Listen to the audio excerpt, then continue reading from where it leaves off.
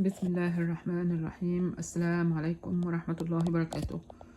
ايه الغلط في كفتة الرز ديت؟ والله انا يعني انا صيدلانية، والالتزام بالمقادير يعني ده شغلي، ولكن والكفتة دي ما فيهاش اي فن صراحة. يعني ما فيش اي تغيير من وصفة للتانية او من واحدة للتانية، كلهم يعني بيقولوا نفس الحاجات.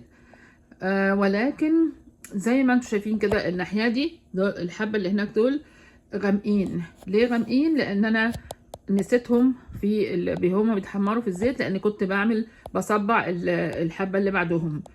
لو انا هعملها تاني مش هعمل كده، هبقى اصبعهم كلهم ثم ابدا التحمير. هو الحبه دول اللي بعد كده شكلهم معقول. طيب الشكل بتاعها خصوصا اللي هنا ده واضح ان هو حصل تشققت في التحمير. ليه بقى؟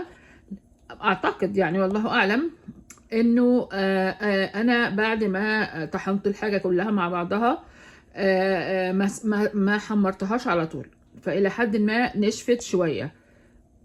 ما حمرتهاش على طول ليه؟ كان يعني حصل حاجات واتلخمت فيها، فدول ايه الى حد ما اعتقد يعني نشفوا، لانه دول كانوا اخر حاجه.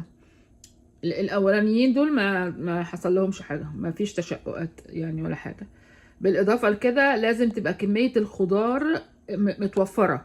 يعني ما اجيش اقول ايه انا نفسي في الكفته واقوم اعمل بكميه خضار ايه قليله. انا كميه الخضار عندي كانت قليله. لا مش لا، طعمهم المهم طعمهم بقى جميل جدا، وده اهم حاجه يعني. هل مثلا لما احطهم في الصلصه انا بحبها طريه، لان انا نفسي احطهم في الصلصه كده الاقوهم بقوا طريين جدا. سواء طريوا او ما طريوش يعني التعب خلص في ان احنا نقعد نطحن الرز وننقع الرز والفيلم ده كله. انا اساسا مش بحب، ما عنديش صبر. فدي تعتبر أكلة بحبها، ولكن بتتعمل كل 5000 سنة مرة نتيجة هذا المجهود وطحن وعمل وبتاع يعني. الحمد لله على كل حال، الأولاد بيحبوها وبيفضلوا ياكلوها ورايح جاي والحمد لله.